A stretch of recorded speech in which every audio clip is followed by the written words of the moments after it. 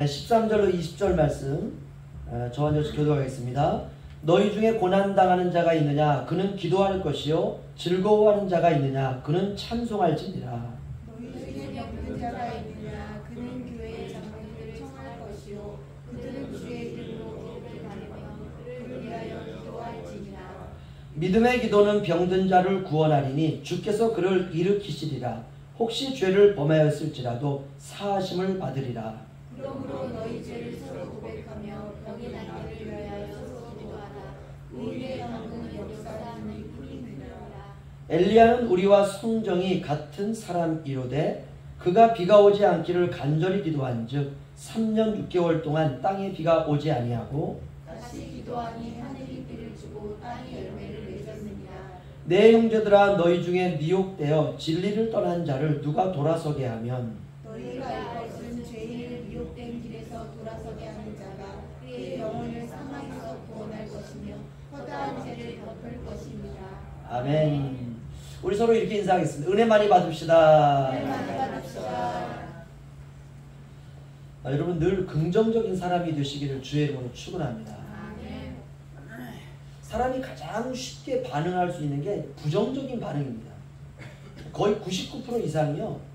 거의 부정적인 반응이에요. 우리가 그리스도인으로 산다는 것은 부활의 삶을 사는 것입니다. 죽음이 아니라 생명이고요. 여러분 결코 어떤 환경에서도 절망하지 마시기를 부탁을 드립니다.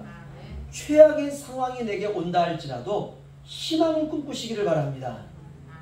삶이 짧아요. 소망을 꿈꾸고 희망을 말하고 복을 말해야 될 줄로 믿습니다.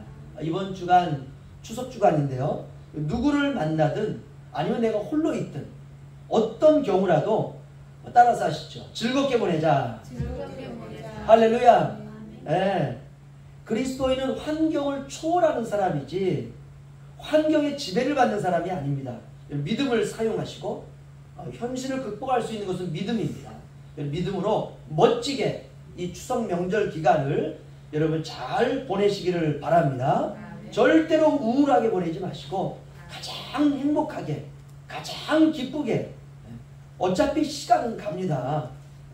오늘 그 학생부 아이들 4명 나와서 함께 예배를 드렸는데요. 너네들 집에 이번 추석 명절에 누가 오니 그랬더니 잘 모르겠대요. 또 안 오는 아이들도 있더라고요. 그래서 아이들에게 누가 오든 오지 않든 홀로 있든 절대 슬퍼하지 말고 우울해하지 말고 가장 기쁘게 보내라 그랬더니 아이들한테 그렇게 보낸다고 했습니다. 어차피 시간은 갑니다. 우리에게 하루하루는 과거의 선조들이 살아보고 싶었던 바로 그 하루입니다. 여러분 매 순간을 최고의 마음으로 최고의 순간으로 믿음으로 여러분 소망을 꿈꾸시며 이번 추석 주간에 그렇게 기쁘게 보내시기를 주의 이름으로 축원합니다. 우리가 추석을 8월 음력으로 8월 보름을 추석이다 우리 한국 사람들은 그렇게 명절을 보내고 있습니다. 보름이라고 하는 것은 30일의 반을 보름이라고 해요. 그러니까 음력 8월 15일이 추석입니다. 올해 추석은 굉장히 빠르죠. 그렇죠? 9월 중순인데 추석입니다.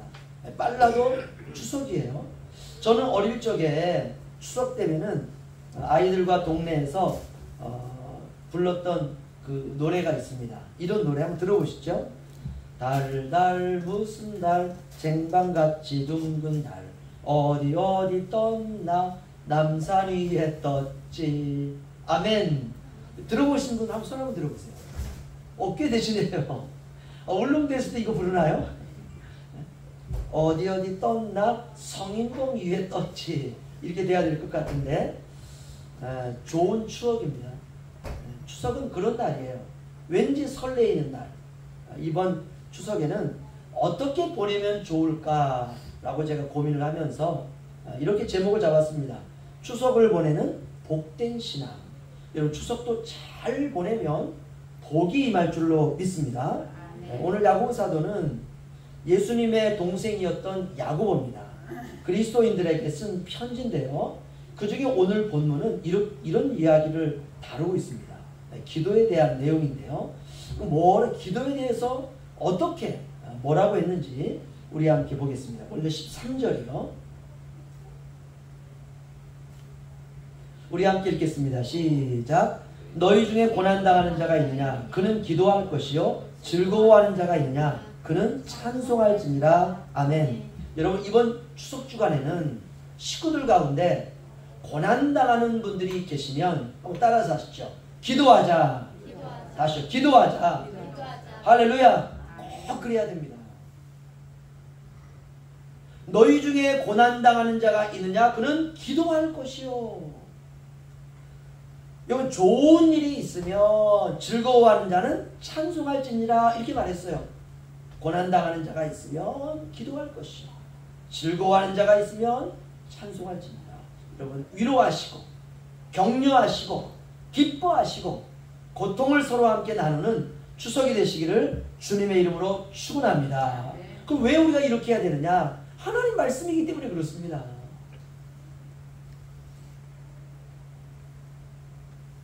14절로 16절 구체적으로 어떻게 기도해야 되느냐 야고보 사도는 말하고 있습니다. 저와 한 절씩 교독하죠. 14절로 16절. 너희 중에 병든 자가 있느냐? 그는 교회의 장로들을 청할 것이요 그들은 주의 이름으로 기름을 바르며 그를 위하여 기도할지니라.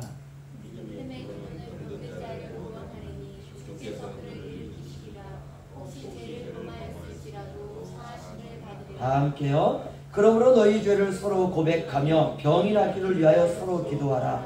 의인의 간구는 역사하니 힘이 크니니라. 아멘. 사실 병이라고 하는 것은요, 우리로 하여금 기쁨보다는 걱정을 먼저 하게 합니다. 그래서 고통당하는 분들에게 추석은 기쁜 날이 아닐 수 있어요. 남들은 다 기쁘지만 내가 몸이 아픈 거예요. 내가 너무 힘든 거예요. 그래서 근심과 한숨과 걱정의 명절이 될 수 있습니다. 내 몸이 아픈데 무슨 만난 것이 있겠어요? 물론 신앙이 깊기 때문에 몸의 질병과 상관없이 하나님을 믿음으로 말미암아 기뻐할 수만 있다면 우리의 질병은 아무 상관이 없지만 그럼에도 불구하고 마음이 약간 심란할 때가 있습니다. 그럴 때 오늘 야고보 사도는 너희 중에 병든 자가 있느냐? 함께 기도하라 라고 말하고 있습니다. 여러분, 함께 기도하는 시간을 가지시기를 주님의 이름으로 부탁을 드립니다. 왜 그러느냐? 믿음의 기도는 병든 자를 구원한다 이렇게 말하고 있습니다. 죄를 고백하고 함께 죄 낫기를 위해서 기도하고 추석은 그렇게 믿음으로 하나 되는 날입니다. 17절 18절 저 한 절씩 교독하죠. 엘리야는 우리와 성정이 같은 사람이로되 그가 비가 오지 않기를 간절히 기도한즉 3년 6개월 동안 땅에 비가 오지 아니하고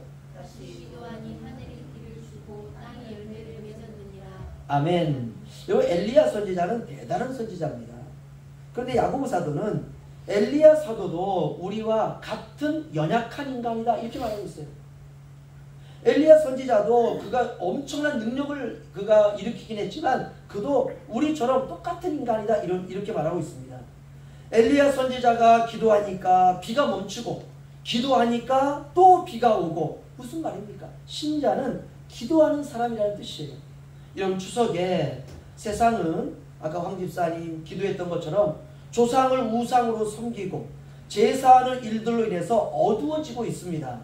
그래서 사실은 추석 명절은 기도하는 심정으로 보내야 돼요. 우리나라는 특히 그렇습니다. 추석날 믿지 않는 가정의 며느리들은 제사상 차리느라 힘이 빠집니다. 그냥 허리가 휘어져요. 그리고 이런 문제로 인하여서 시댁도 가지 않게 되다 보니까 아무것도 아닌데 모든 관계가 틀어지고 급기야는 싸우고 갈라서고 가정이 무너지는 일들이 너무나 많습니다. 그런 일들이 반복되고 있습니다. 정말 기도할 수밖에 없는 그런 우울한 날이 되고 있습니다. 여러분, 설레이는 우리 어린 시절의 추억이 있지만 추석은 이렇게 비극으로 점철되는 일들이 너무나 많습니다. 우리 현포 양문교회 성도님들과 가정만큼은 올 추석이 기쁘고 행복하고 축복된 명절이 되시기를 주님의 이름으로 부탁을 드립니다. 달달 무슨 달, 쟁반같이 둥근 달. 8월 보름달은 얼마나 둥글고 큰지 모릅니다. 아름답죠? 여러분, 인생이 우리가 이렇게 달을 보면서 달처럼 밝고 환하고 둥글고 위대해지기를 우리가 소망하는 것입니다. 아이들도 밝고 둥글고 큰 달처럼 그렇게 자라나기를 우리 자녀들, 손주들을 위해서 우리가 기도해야 되리라 믿습니다. 그런 날이 되기를 기도하는 날이 추석이 아닐까라고 저는 생각해 봅니다. 흩어졌던 가족들과 친척이 모이는 이 명절에 우리가 기도하는 마음으로 보내시기를 주님의 이름으로 부탁을 드립니다. 나에게 육신의 부모님을 통해서 생명을 주신 하나님을 기억하고 부모님의 사랑을 기억하고 더불어 내 주위에서 고난받는 사람은 있는지 없는지, 이번 명절에 자녀들이 찾아오지 않는 가정은 있는지 없는지 우리가 돌아보고, 때로는 병들어 아파하는 성도들은 있는지 없는지, 그런 가족들은 있는지 없는지 이렇게 돌아보는 날이 돼야 돼요. 추석에 함께 모여서 어떻게들 살고 있는지, 어떻게 지내었는지, 주님 안에서 교제하고 믿지 않는 가족이라 할지라도 어떻게 살아왔는지 안부를 묻고, 도와줄 일이 있으면 도와주고, 서로 또 추스르는 일이 있으면 그렇게 서로 위로하고 격려하는, 자기 자랑만 늘어놓는 날이 아니라 서로를 돌아보는 그런 귀한 날이 되시기를 주의 이름으로 축원합니다. 또한 여러 가지 개인 사정으로 함께하지 못한 친지들, 자녀들, 동기간들, 형제들이 있다면 그분들의 삶을 우리가 떠올려 보면서 함께하지는 못했지만 기도하면서 보내는 날이 되어야 됩니다. 또한 혼자라고 우울해하면 안 됩니다. 혼자인 것 같지만 그렇지 않습니다. 따라서 하시죠. 주님이 나와 함께 하신다. 할렐루야. 그러면 돼요. 19절 20절 또 야고보 사도가 뭐라고 말했는지 보겠습니다. 19절 20절 저와 교도하겠습니다. 내 형제들아, 너희 중에 미혹되어 진리를 떠난 자를 누가 돌아서게 하면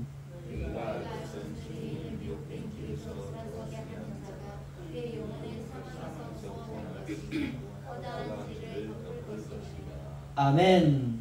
때때로 우리 중에서 진리를 떠나 그릇된 길로 가는 사람이 있을 때 이번 추석 명절에 그를 돌아서게 하는 사람은, 오래간만에 만났는데 믿음이 쭉 떨어진 거예요. 그럴 때는 좀 격려하는 거예요. 믿음의 말로 격려하고 위로하고, 그럴 때 내가 이 추석 명절에 하나님께서 정말 내가 신앙이 온전한 믿음으로 살아갈 수 있도록 하나님께서 나를 격려하시는구나. 그래서 그가 돌이키게 되면 그 영혼을 구하는 일이 된다는 것입니다. 여러분, 추석 명절에 용서하고 사랑하고 위로하시기를 바랍니다. 왜냐하면 사랑이 허다한 죄를 덮는다라고 말합니다. 여러분, 가족들 간에도 다툼이 있고요, 가족들 간에도 싸움이 있고요, 가족들 간에도 그릇 행하는 일들이 있습니다. 참 이런 경우 어렵습니다. 하지만 가급적 그런 일들이 있을 때 오히려 거기서 우리가 사랑의 불쏘시개가 되어서 서로에게 다투고 좀 트러블이 일어나고 생각이 달라서 서로 마음이 좀 이렇게 상할 때에 오히려 저와 여러분 때문에 가족들이 오히려 하나가 되고 그 길에서 돌이킬 수만 있다면 그의 영혼을 구원할 수 있다라고 말하고 있습니다. 사람이 나이가 먹어가면서 안 되는 게 하나가 있더라고요. 저를 보니까 어떤 게 안 되냐, 옳은 말은 절대로 안 들어요. 이게 안 되더라고요. 자존심이 상해서 그럴까요? 아무튼 그게 안 돼요. 좋은 말, 맞는 말, 옳은 말 하면은요, 그 말이 잘 먹혀 들어가지가 않습니다. 그런데 누군가 나를 돌이키게 한다면 이건 주님의 도움이 아니면 불가능하거든요. 그래서 우리가 추석 명절에는 한 영혼을 위해서 우리가 기도하면서 보내는 것입니다. 저는 설교를 마치면서 추석에는 달이 유난히 밝아서 좋습니다. 오늘 비가 오는데 저녁에 달이 뜰지 안 뜰지 잘 모르겠지만 날씨도 덥지 않고 그렇다고 춥지 않고 시원해서 좋습니다. 추석을 맞아 하나님이 주시는 은혜가 이곳에 예배드리는 저와 여러분 모두의 마음을 밝혀주시기를 바랍니다. 그래서 고난과 아픔 가운데 있는 가족, 친척, 그리고 이웃을 돌아보고 또 내 마음을 불편하게 하는 이들이 있다면 그분들을 위해서 우리가 기도해 줄 수 있는 그런 시간을 가져야 되리라 믿습니다. 여러분, 우리가 말하는 것 되지 않는다 할지라도 여러분 기다려 주시고 애써 나를 변명하지 마시고 사랑하는 이들의 마음을 헤아리시고 또 그들을 위해서 더 간절히 기도해 주시고 이렇게 사랑의 마음으로 우리가 대하면 오히려 다투고 조금 트러블이 있고 서로 그랬던 마음들이 용서하고 사랑하고 서로를 또 격려하고 위로할 수 있는 마음으로 우리가 변하게 되리라 믿습니다. 여러분 걱정도 염려도 근심도 하지 마시고 이번 추석 즐겁고 기쁘게 보내시기를 바랍니다. 그리고 돈이 없다고 불평하지 마시고 원망하지 마시고 없으면 없는 대로 감사하시고 있으면 있는 대로 감사하시고 우리 가정에 주신 것 작은 것이 있다 할지라도 그거 나누면서 맛있는 거 서로 드시면서 이번 추석 서로 위해서 기도하는 그런 귀한 명절이 되시기를 주님의 이름으로 축복합니다. 기도하겠습니다.